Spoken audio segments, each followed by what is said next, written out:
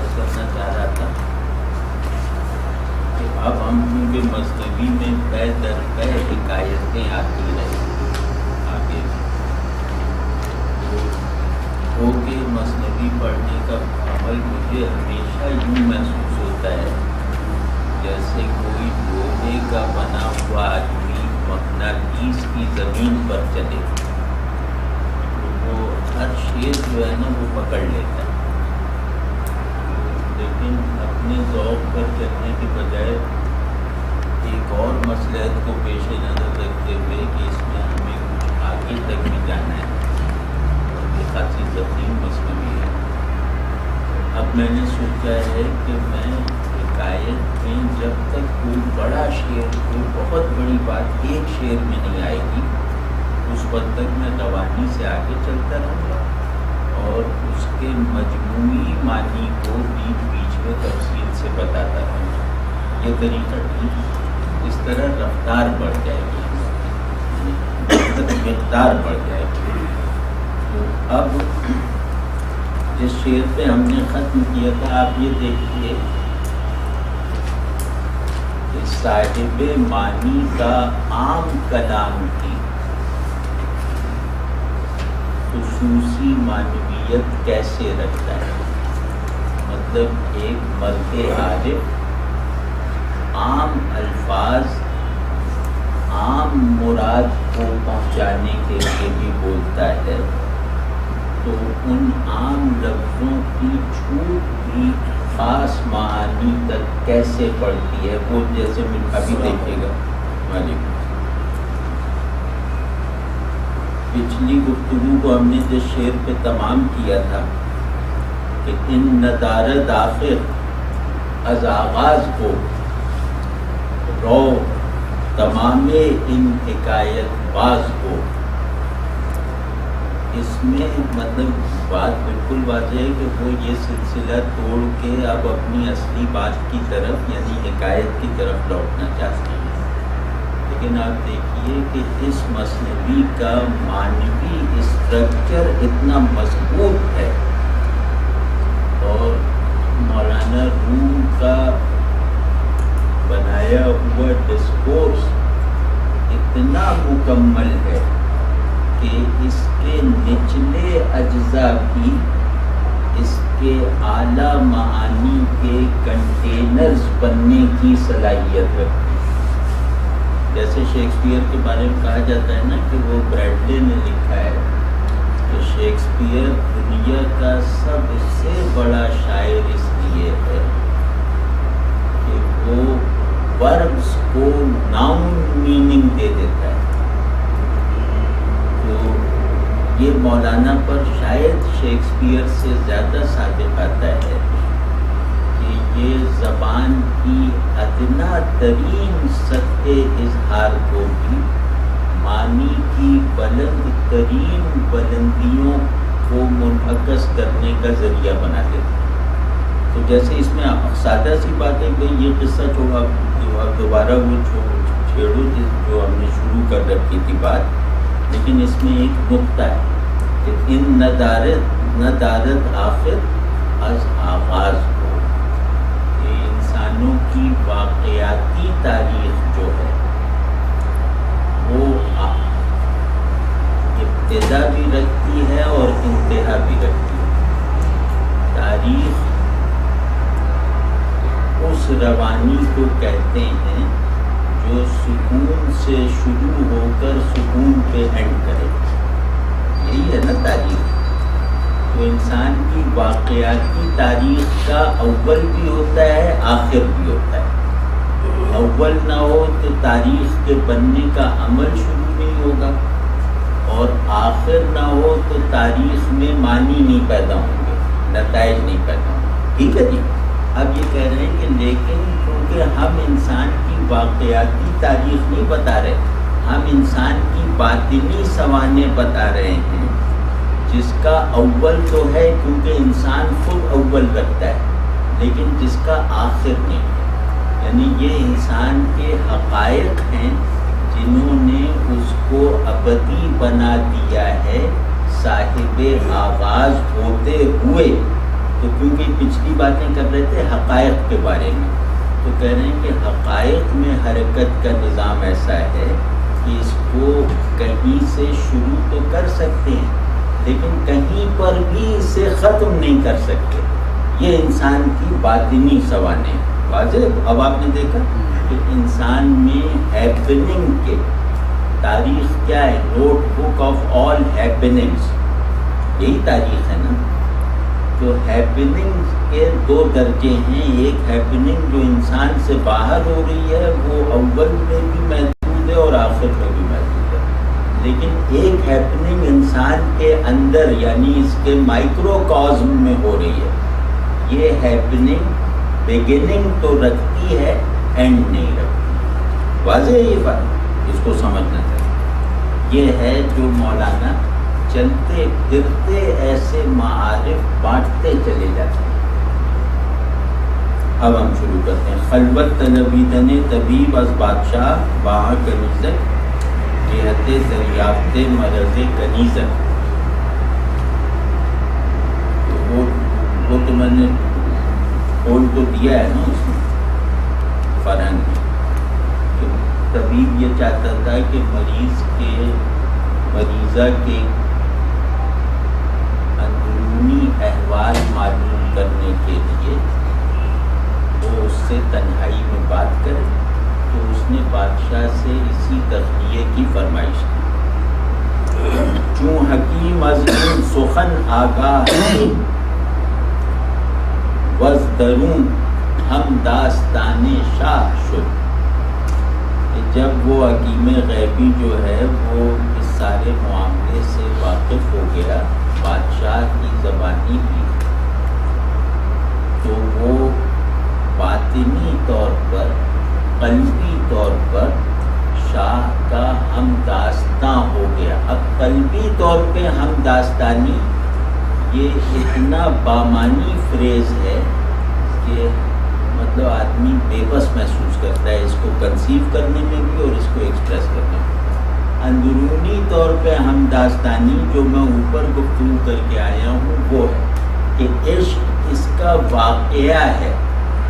اس میں تو کوئی بھی اس کا علم حاصل کر سکتا ہے کہ بادشاہ ایک کنیز پر فلاں دن فلاں موقع پر عاشق ہو گیا، لیکن وہی واقعہ جب اس کے لیے ام الاحوال بن گیا، جب اس کے تمام احوال کا مرکز بن گیا، جب اس کے لیے خود اس کی حقیقت کا تجربہ بن گیا، تو یہ حکیم کیونکہ بادشاہ کی مدد کرنے آیا ہے ایک باطنی فورس کے طور پر، تو یہ حکیم اس کا ہم داستاں کیسے نہ ہوتا.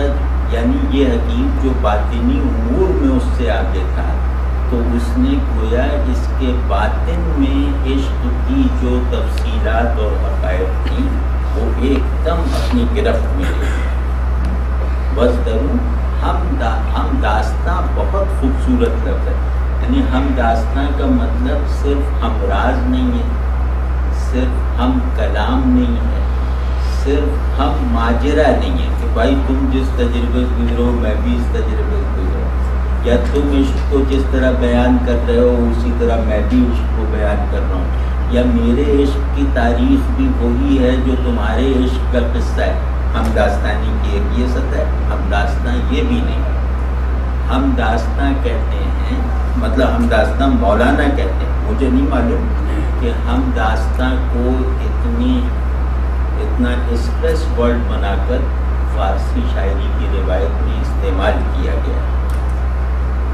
ہم داستانی سے مراد بات مطلب یہ جو حکیم ہم داستاں ہوا ہے وہ یہ کہ اس حکیم نے واقعات کو بھی اپنی گرفت میں لے لیا اور احوال کو بھی اپنی پکڑ میں لے لیا. داستان کہتے ہیں واقعات اور احوال کا مکسچر. واضح نہیں. داستان صرف بیان کو نہیں کہتے، داستان صرف خبر کو نہیں کہتے. داستان کہتے ہیں جہاں واقعہ ہائیسٹ آف ایکسپیرینس بن کے بیان ہو یا ایکسپریس ہو، اس کو کہتے ہیں داستان. وز دروں ہم داستان شاہ شد گفت اے شہ خلوت کن خانہ را، دور کن ہم خیش و ہم بیگانہ را۔ تو اس نے بادشاہ سے فرمائش کی کہ بھئی اب سب کو ہٹا دو، اور کیونکہ میں تمہاری داستان کو کوئی اینڈ دینے جا رہا ہوں، وہ اینڈ تمہارے بغیر بھی ہوگا اور اس کے بغیر بھی ہوگا۔ اس اینڈ تک پہنچنے کے لیے تمہارا نہ ہونا بھی ضروری ہے، کنیز کا نہ ہونا، مطلب دوسروں کا نہ ہونا بھی ضروری ہے۔ اب آپ سمجھیں، اس کو ذرا دیکھتے جائیے گا بہت غور سے۔ جب وہ کہہ رہا ہے کہ اپنے محل کو خالی کر دو یہاں تک کہ صرف کنیز رہ جائے اور میں رہ جاؤں، اور اس سارے قصے کا نہ کوئی دیکھنے والا یہاں موجود ہو نہ سننے والا موجود ہو، تم سمیت۔ تو اس کا ایک بنیادی مطلب اس پورے تھیم میں یہ ہے کہ اے بادشاہ، میں تجھے تیری اس منزل تک پہنچانے آیا ہوں، اس کنیز کو اس منزل تک پہنچانے آیا ہوں جہاں تیرا نہ ہونا ضروری ہے، جس تک پہنچنے کے لیے نہ ہونا ضروری ہے۔ آپ سمجھ گئے؟ یہ ہے حل۔ تو دور کن ہم خیش و ہم بیگانہ را، یہاں خیش بھی بہت بامانی لفظ ہے۔ خیش کا مطلب ایک ہوتا ہے عزیز رشتہ دار، جاننے والے۔ یہ خیش اور بیگانہ میں یہ نسبت ہے کہ اپنے اور پرائے، خیش اور بیگانہ، یہ عام مطلب ہے۔ دوسرا مطلب یہ ہے کہ تم خود اور جو کچھ جس کو تم جانتے ہو اس سے خالی کروا۔ آپ سمجھیں نا کہ اپنے آپ کو خود سے دور کرو، اس طرح جیسے آدمی غیر سے دور ہوتا ہے۔ واضح؟ کس ندارت گوش در دہلیز تھا، تاب پرسم از کنیزک چیز تھا۔ کہ خبردار کوئی یہ نہ ہو کہ یہاں تو دکھانے کو تم لوگ نکل جاؤ لیکن کان لگا کے کوئی سنے کہ ہم کیا بات کر رہے ہیں۔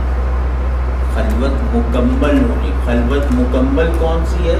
جو غیر کی سماعت سے بھی باہر ہو، غیر کی بصارت سے بھی باہر ہو۔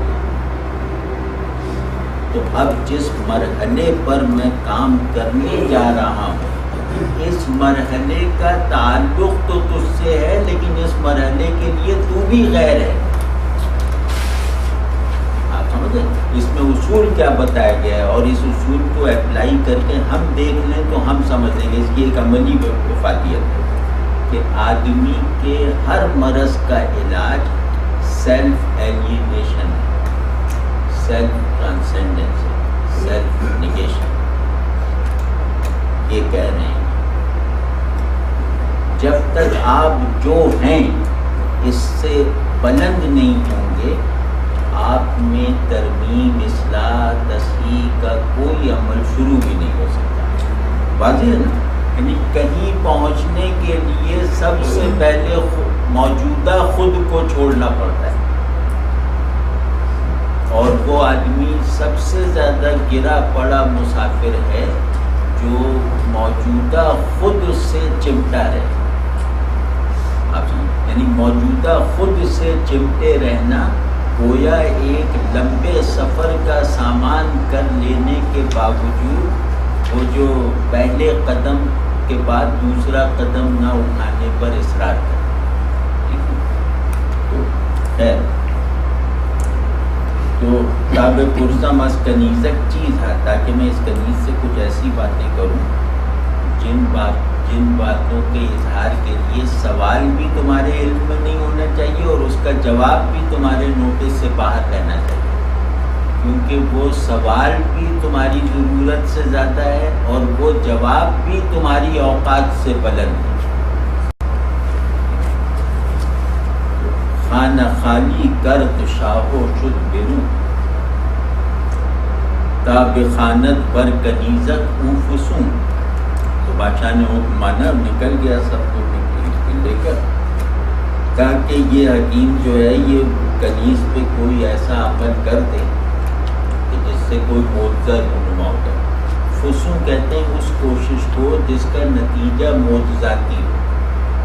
اصطلاح فسوں کہتے ہیں پھونکنے کو کہتے ہیں نا، دم کرنا، کوئی چیز جادو کے موٹے طور پہ پھونک دینا. لیکن خصوصیہ اصطلاحی مطلب کیا ہے کہ وہ کوشش جس کا نتیجہ معجزاتی ہو، تاکہ یہ کوئی کرامت دکھا دے کہ وہ کنیز کسی سبب سے ٹھیک نہیں ہو رہی تو یہ اسے ٹھیک کر دے. خانہ خالی کر دو یک تیار نے، جز طبیب و جز ہما بیمار نے. کہ گھر خالی کر دیا گیا، اب گھر میں کوئی نہیں. اب باقی یہ لفظ وغیرہ دیکھ لیجیے گا، تیار وغیرہ لوگ اس میں ہوگا فرق. تو گھر ایسا خالی کر دیا کہ اب گھر میں ان دو کے علاوہ کوئی نہ رہا. نرمک کو ہاں یار اس کو ذرا سا کھول لینا چاہیے ورنہ ایک بے چینی رہے گی. آپ اس تصویر کو دیکھیے کہ گھر خالی ہو گیا، کائنات خالی ہو چکی اور کائنات میں صرف دو ہیں، ایک طبیب ہے اور ایک بیمار ہے. یہ ہے عشق کی لاسٹ سچویشن، یہ ہے عشق کی ہائیسٹ سٹیج کہ جہاں وصال بیمار اور طبیب کا ہے. عشق کا منتہائے وصل کیا ہے؟ ایک بیمار اپنے حقیقی طبیب کے روبرو ہو جائے. نہ یہ نہیں کہ اس میں ضم ہو جائے اور اس سے جا کے معانقہ کرے یا اس سے کوئی مذاکرات کرے، بالکل. عشق کا منتہا یہ ہے، آرزوؤں کی تکمیل کا آخری مرحلہ یہ ہے کہ میں جس کے لیے مر رہا ہوں وہی آئے گا تو مجھے زندہ کرے گا. میں دیگر اسباب زندگی سے زندہ ہونا قبول نہیں کرتا. آپ ذرا اس کو تصور کیجیے، کتنا بڑا منظر ہے. آپ سمجھ کہ لفظوں سے بننے والی تصویر، لفظوں کے معنی سے بننے والی تصویر چھوٹی ہے، لفظوں کے استعمال سے پیدا ہونے والے تاثر سے بننے والی تصویر بڑی ہے. یہ انتہائی کمال ہے. ٹھیک ہے جی. تو جز طبیب و جز ہما بیمار نہیں، یہ قانون وجود ہے، موجود رہنے کا قانون ہے کہ یا تو طبیب بن کے رہو یا بیمار بن کے رہو بس. اور طبیب ظاہر بن ہی نہیں سکتے تو بیمار بن کے رہنا ہے. جو بیمار نہیں ہے وہ مردار ہے، وہ اصلی مریض تو وہ ہے جو بیمار نہیں ہے. جیسے ان کا شعر ہے نا آتش کا کہ زندہ وہی ہیں جو کہ ہیں تجھ پر مرے ہوئے. زندہ وہی ہیں جو کہ ہیں تجھ پر مرے ہوئے، باقی جو ہیں سو قبر میں مردے بھرے ہوئے. یا شعر یاد ہے جہانگیر کے امیر العمرا کا شعر، سپہ سالار. جہانگیر نے ایک مرتبہ ایک مصرع دیا، ایک خاص مصرع دیا مولانا جامی کا. جہانگیر آپ کو معلوم ہوگا کہ اتنا بڑا شعر شناس شاعروں میں بھی شاید نہ ہو جتنا بڑا شعر شناس جہانگیر تھا. تو اس نے کہا کہ حاضرین جو تھے ان سے کہا کہ اس مصرع پہ ذرا گرہ لگاؤ. تو لوگوں نے بہت گرہ لگا، بسط جاں برابر است. یہ ٹکڑا اس فریز کو اس نے کہا کہ اس پہ گرہ لگاؤ، اس کو شعر بنا دو، بسط جاں برابر. تو ایک صاحب نے کہا کہ اے محتسب سے گر یہ پیر مغاں پہ ترس، یک خم شکستنے تو بسط جاں برابر است. تو سپہ سالار بیٹھا ہوا تھا، اس نے کہا اجازت ہے میں نے بھی ایک لگا کے گرہ سنا. اس پہ جہانگیر وجد میں آ گیا. اس نے کیا گرہ لگا؟ بگذر مسیح از سر ما کشتگان عشق. بگذر اے مسیح ہم کشتگان عشق کے سرہانے سے اٹھ جا، رخصت ہو جا. یک زندہ کردنے تو بسط جاں برابر است. تیرا ایک مرتبہ زندہ کرنا میرے لیے 100 بار مرنے کے برابر ہوگا. یہ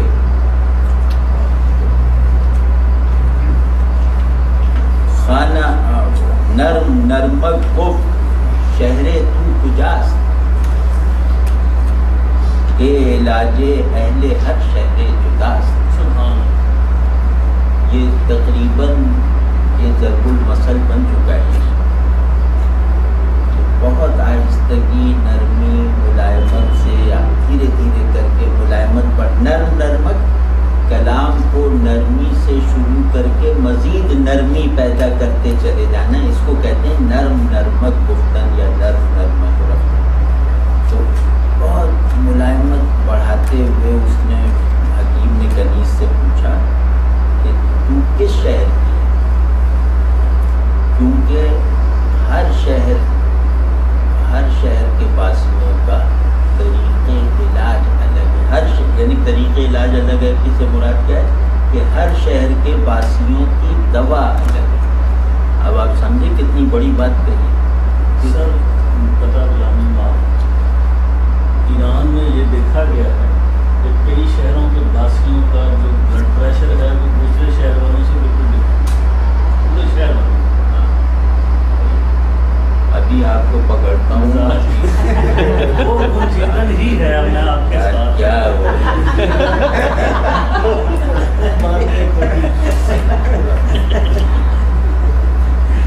اب آپ تلفظ کی اصلاح نہیں کریں گے، ٹھیک ہے۔ وہ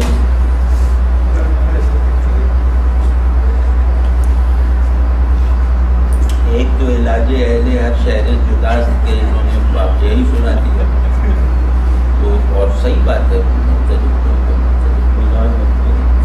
اس کا یہ کہ یہاں شہر ایک بہت عرفانی اصطلاح ہے، اس اصطلاح کے بانی فرید الدین عطار ہے،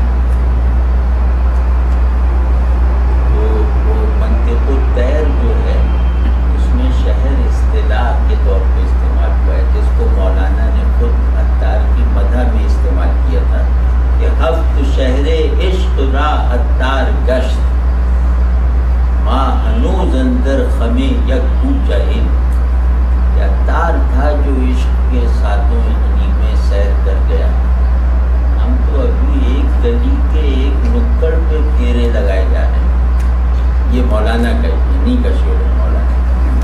تو شعر کا مطلب ہے طبقہ عشق، طبقہ روحانیت، کہ میں دیکھوں تو صحیح کہ تو عشق کے اور روحانیت کے کس طبقے سے تعلق رکھتی ہے، کیونکہ میں طبیب عشق ہوں، میں اس طبقے کو جانے بغیر تجھے دوا تھوڑی دوں گا۔ یہ عرفانی مطلب بندراں شہر از قرابت کیستر، خیشیو پیوستگی با چیستر، اور یہ بھی بتا کہ پہلے اپنا شہر بھی بتا، اور یہ بتا کہ تیری وہاں قرابت کن کن سے ہے اور کن سے دوستی اور عزیزداری ہے، یہ بھی بتا۔ یعنی کہ تو اس طبقہ عشق میں ایک معطل اور لا تعلق جز کے طور پر پڑی ہوئی ہے، یا اس طبقہ عشق میں جو جاری نظام تعلق ہے اس کا فعال حصہ ہے، یہ بتا، ٹھیک ہے نا۔ دست بر نبزش نہادو یک بیک، باز می پرسید از جور فلک، ابھی تک ہاتھ نفس پہ نہیں رکھا تھا، ابھی تک اس سے حال لے رہا تھا کہ یہ جتنا اپنے آپ کو جانتی ہے ایکسپریس کر دے، مطلب اس سے جاننے کی ضرورت نہیں تھی، وہ یہ میں جتنا اپنے آپ کو جانتا ہوں اتنا حقیقتاً ہوں نہیں نا۔ تو اس نے کہا کہ پہلے یہ بتا دے کہ یہ اپنے آپ کو کتنا جانتی ہے، اس کے بعد اب اگلے مرحلے پہ اس نے اپنے جاننے کا عمل شروع کیا۔ آپ سمجھے نا کہ دست اب ہاتھ نفس پہ لے گیا، یعنی اب اس سے کہا کہ تو اچھا اپنے آپ کو بس اتنا ہی جانتی ہے، میں تجھے مدد دیتا ہوں کہ تو اپنے آپ کو مزید جان لے، کہ دست کیا وہ نفس پہ اس کے ہاتھ رکھا اور ایک ایک کر کے باری باری کر کے بعض می کرسی دس جور فلک اس کی پریشانیوں کا حال پوچھتا رہا. اور کیونکہ کنیز سے پوچھ رہا ہے، کنیز جو ہے وہ ین پرنسپل ہے. ین پرنسپل جیسے چینیوں کا ہوتا ہے نا، چینی میٹا فزکس میں کہ ین نسائی اور جو فیانی پرنسپل آف بینگ ہے، اور یانگ جو کیا نام ہے آسمانی پرنسپل آف بینگ ہے، وہ مردانہ ہے. تو یہ وہ خیر اس کی تفصیل الگ ہے. تو اس میں ایک لطف یہ بھی ہے کہ یہ کنیز سے پوچھا جا رہا ہے جور فلک کے بارے میں کہ تو اپنے انفعال پر رہتے ہوئے جو فعالیت کا تجربہ تو نے تقدیر کا حالات کا کیا ہے وہ بتا. یعنی پریشانیوں کا حال پوچھتا ہے. تو چوں کسے را خار در پایش خلد، پائے خود را بر سرے زانو نہد. اب ایک دم بات کو پلٹ کے اب اس کو آپ دیکھیں کس طرح اچانک پلٹا ہے بات کو، کہ جب کسی کے پاؤں میں کانٹا چبھ جاتا ہے تو وہ اپنے پاؤں کو اٹھا کر اپنے زانوں پہ رکھ لیتا ہے تاکہ کانٹے کو دیکھ سکے اور دسترس میں لا سکے اور نکال سکے. از سرے سوزن ہمی جویت سرش، ور نیابت می کنت با لب ترش. تو وہ جس کے کانٹا چبھا ہے ابھی وہ خود ہی اس کے علاج میں جٹا ہوا ہے کہ اس کے بعد وہ سوئی کہیں سے ڈھونڈتا ہے، اس کے بعد اس کو گریدتا ہے، یہ سب کرتا ہے. اور اگر سوئی سے انگلی لگانے سے بھی کانٹے کا پتہ نہ چلے، کانٹا اندر تک کے ٹوٹ چکا ہو، تو پھر وہ انگلی کو ایسے زبان سے تر کر کے اس جگہ پہ لگاتا ہے تو اس سے پتہ چل جاتا ہے. ہاں یہ سب ترکیبیں نہیں، مطلب اس میں تو کوئی تفصیل نہیں، ورنہ اس میں نہ تفصیل ہوتی جائے کہ یہ کس طرح کرتا ہے. پر بات یہ ہے تو خار در پا شد چنی دشوار یاب. اب آپ دیکھیں کہ قیامت کیسے برپا کی جاتی ہے.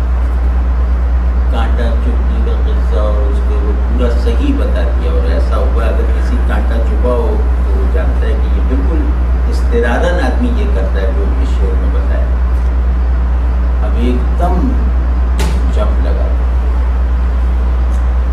یہ جب پاؤں میں چبھا ہوا کانٹا اتنی مشکل سے ملتا ہے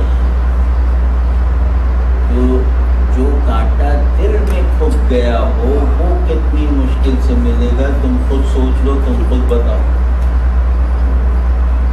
آپ سمجھیں کہ جب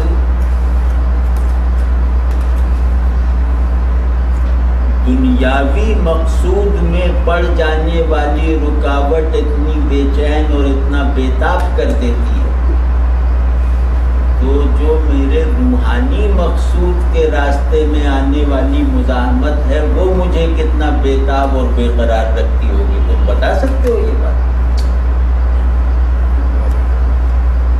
خار دل را گر بدیدے ہر خسے، خار دل را گر بدیدے ہر خسے، کئے غما را دست بودے بر کسے. نہیں کوئی مذاق ہے؟ اگر ہر نالائق اور ہر غیرے کی رسائی جو ہے وہ دل کے کانٹے تک ہوتی تو پھر غم جو ہیں وہ کیسے کسی پر غالب آ سکتے ہیں. غموں کے تو آنے کا دروازہ ہی بند ہو جاتا ہے اگر ہر گھٹیا ایرا غیرہ اور دنیا پرست اور نالائق آدمی جو ہے وہ دل کا کانٹا دیکھ سکتا.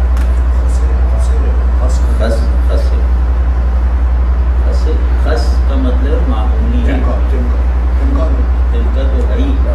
یہاں خس محاورے میں کہتے ہیں خساں کمینے. وہ بیٹھے میں اتھارٹی ایک ہاتھ غلطی کر دی دو غلطیوں کی تو مزید گنجائش ہے.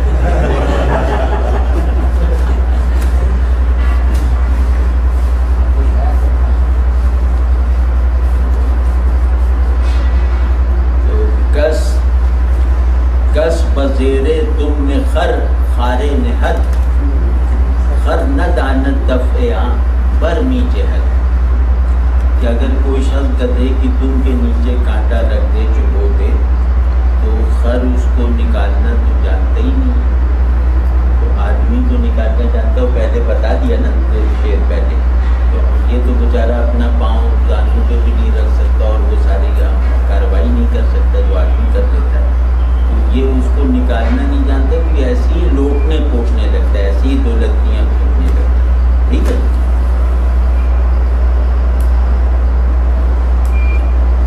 یہ کہہ رہے ہیں کہ دنیا طلبوں کی تکلیفیں اسی طرح کی ہیں جیسے گدھے کی دم میں کانٹا چبھ جائے اور وہ دولتیاں پھینکتا رہے، ہوتا ہوا تھا کچھ نہیں۔ خرز بہرے دفع خار از سوز و درد جفتمی انداخ صد جا زخم کر، جب کانٹا چبھنے سے جو درد اور سوزش ہوتی ہے اس کو دور کرنے کے لیے، کانٹا نکالنے کے لیے وہ جو ہے وہ بس دولتیاں پھینکتا رہتا ہے، اور اس کے نتیجے میں کانٹا نکلنا تو دور کی بات ہے، کانٹا وہی رہتا ہے، یہ اپنے آپ کو اور جگہوں پہ بھی زخمی کر لیتا ہے، جہاں کانٹا نہیں لگا ہوتا وہاں بھی زخمی کر لیتا ہے۔ تو یعنی دنیا دار کا احساس محرومی اس کے قبضۂ قدرت میں نہیں ہے، اس احساس محرومی کو دور کرنا، تو جو یہ الٹپ کوششیں کرتا رہتا ہے یہ اس کو دنیا سے تو محروم کرتے ہی ہیں، بعض دنیا سے زیادہ قیمتی چیزوں سے بھی محروم کر دیتے ہیں، ٹھیک ہے جی۔ تو لکت کئے دفع خارے کو کنن حاذق باید کے پر مرکز پتن، یہ سب ہاتھ پاؤں مارنے سے، دولتیاں چلانے سے کوئی کانٹا نکلتا ہے؟ اس کے لیے تو ایک ماہر چاہیے جو اس کانٹے کو نکالے اور جو سیدھا کانٹا جہاں چبھا ہے وہاں تک پہنچ جائے، پر مرکز پتن کا مطلب ٹھیک جگہ پہ اٹھا کر، تو وہ تو کوئی حاذق چاہیے۔ بر جہد وہاں خار محکم تر کند عاقل باید کے خارے پر کنن، وہ بس اس کو لٹتا پلٹتا رہے گا، کانٹا اگر تھوڑا سا چبھا تو زیادہ گہرائی میں چلا جاتا ہے، تو اس کے لیے کوئی عقل مند چاہیے جو آئے اور کانٹے کو ٹھیک سے باہر نکالے۔ ہاں حکیم خار چین استاد دست میزد جا بجا می آزمود، وہ حکیم تھا، وہ عاقل تھا، وہ حاذق تھا، وہ کانٹا نکالنے والا تھا، اس فن میں ماہر تھا، وہ پاؤں کے کانٹے نکالنے والے ہزار مل جاتے ہیں، وہ دل کا کانٹا نکالنے والا تھا۔ وہ راز کسی بھی قیمت پہ ظاہر نہیں کیے جاتے، اگر آدمی اپنے شعور میں رہے، وہ راز بھی اس نے حکیم پر کھول دی۔ تو از مقام و خواجگان و شہر تاش سب بتا دیا کہ میں کہاں کی ہوں، میں کن کن آقاؤں کی لونڈی رہی ہوں، اور میرے شہر کے رہنے والے کون کون لوگ تھے، سب بتا دیا۔ سوء قصہ گفتنش میداد گوش، وہ کنیز کی باتیں بہت توجہ سے سن رہا تھا، اور سوء نبض و جنبشش میداد گوش، کہ وہ سن بھی رہا تھا اور نفس پہ اور نفس کی حرکت پہ بھی کان لگائے ہوئے تھا کہ کسی نام میں یہ زیادہ ہوگی، تیز ہوگی، بھڑکے گی تو وہیں میں پکڑ لوں، ٹھیک ہے۔ تو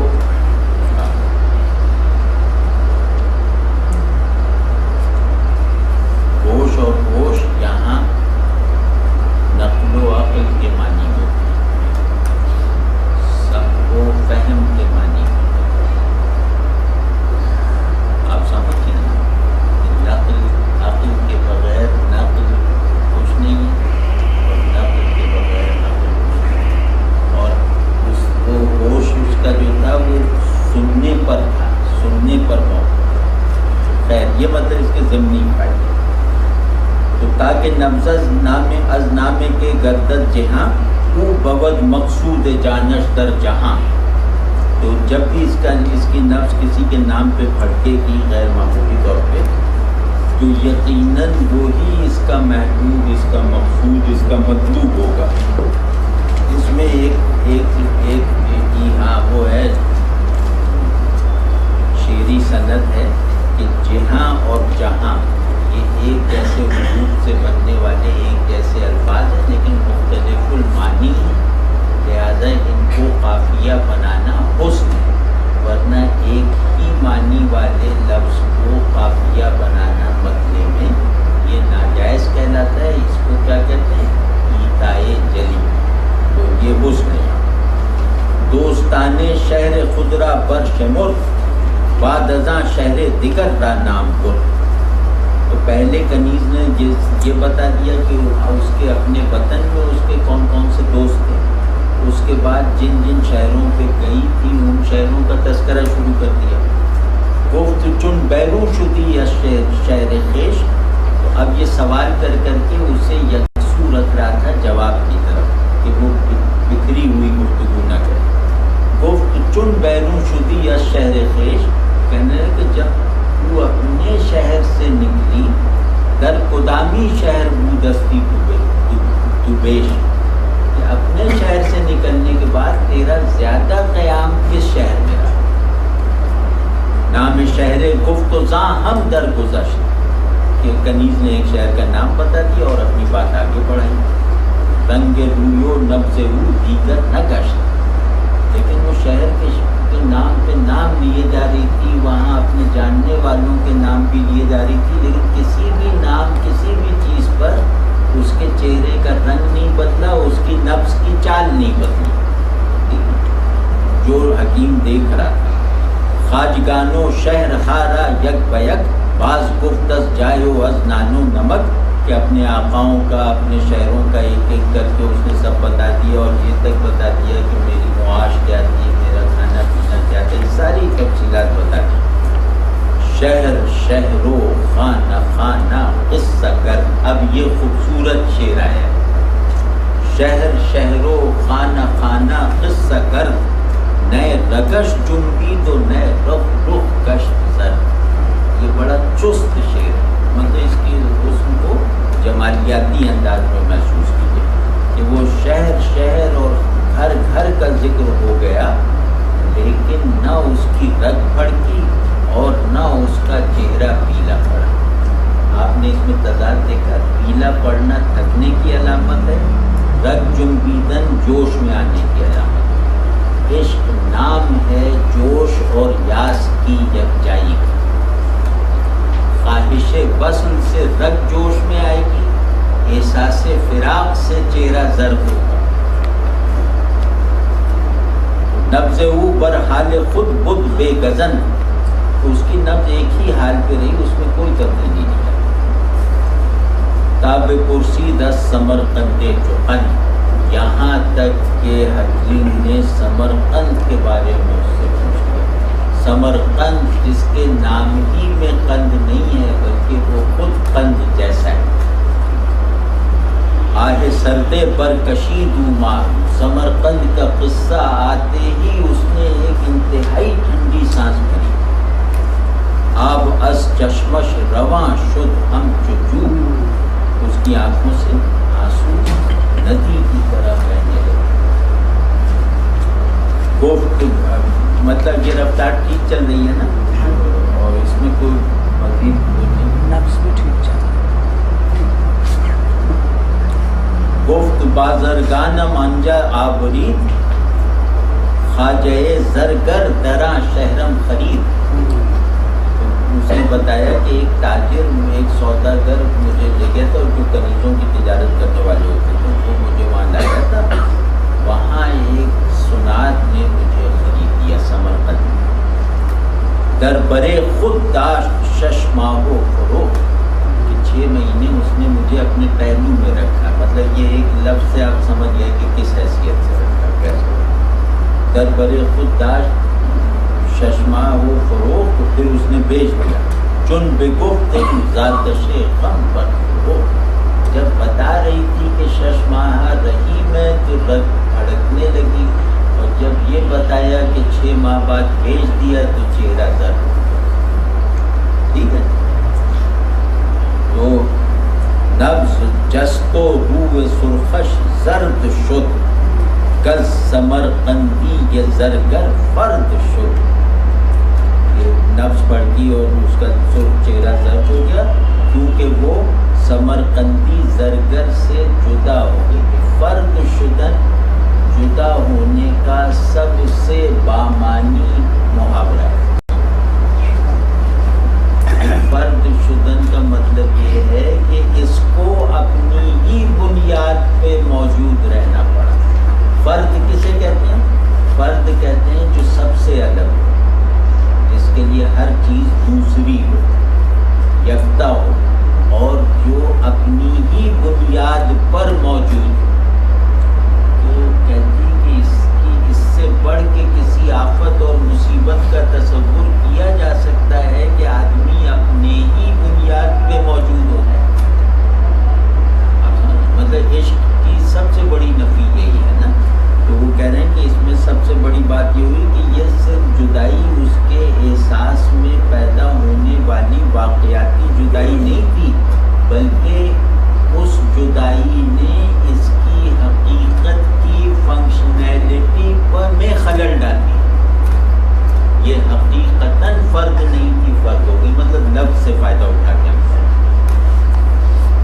چوں سے رنجور حکیم ان راز یافت. جب اس بیمار سے اس حکیم نے یہ راز پا لیا تو اصل درد و بلا را باز یافت. تو وہ جان گیا کہ اس کے ساری مصیبتوں کی جڑ کہاں پر ہے. یعنی اس سمرقندی سنار کا عشق اس کی اس حالت کا بنیادی سبب ہے. رنجور کیونکہ رنجور کے کچھ شیڈس ہیں.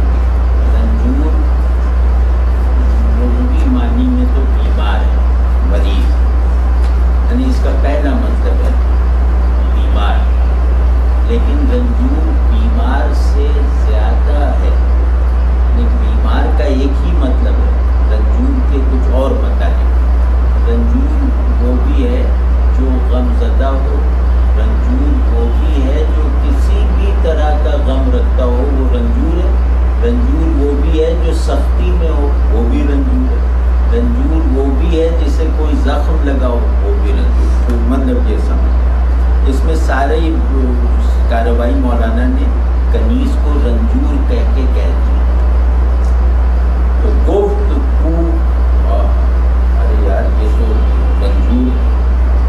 رنجور کا سمجھ ذرا دھیان سے سمجھے گا. رنجور کے سب معنی اس میں مراد ہے. بیمار، محبوب سے جدا عاشق، جس ماحول میں ہے وہاں سے خوشی کا ایک ذرہ بھی اخذ نہ کرنے والا آدمی، یہ رنجور ہے. تو یہ کنیز ہے. اور درد و بلا آپ سمجھے کیا کہا ہے مولانا؟ مولانا نے درد و بلا عام طرح نہیں کہا ہے. درد کہتے ہیں غم کے باطنی سبب کو درد کہتے ہیں، غم کے خارجی سبب کو بلا کہتے ہیں. سمجھ گئے نا؟ یہ ایسا غم تھا جس نے اندر سے بھی اس کو لپیٹ میں لگتا تھا، باہر سے بھی اس کو چھایا ہوا. گفت کوئے او خدا مست و گزر. تو حکیم نے اب ٹھہر گیا نا، اب اس نے کہا مزید تفتیش آگے نہ جانے دو، اسی پہ رہو. کہ اس پوچھا کہ اس کے محلہ کون سا ہے، وہ کہاں اس کی دکان ہے. تو لونڈی نے بتا دیا کہ وہ سرے پل دکان کی جگہ ہے. گزر کا مطلب بازار یا اس طرح سے راستہ، اور محلہ غاطفر. گفت آنکھ حکیم با ثواب. یہ سب معلوم کرنے کے بعد پھر اس حکیم با ثواب، یعنی وہ حکیم جس سے غلطی کا صدور ممکن نہ ہو، اس حکیم جس کی ہر بات صحیح ہو، جو کہہ دے وہی صحیح ہو. کنیزک را. اب دیکھیں با ثواب کہا. آپ کو یار میں کیا بتاؤں، آپ لوگوں نے زبان اچھی طرح پڑھی ہو نا، آپ سمجھ. با ثواب ایک انتہائی عام لفظ ہے کہ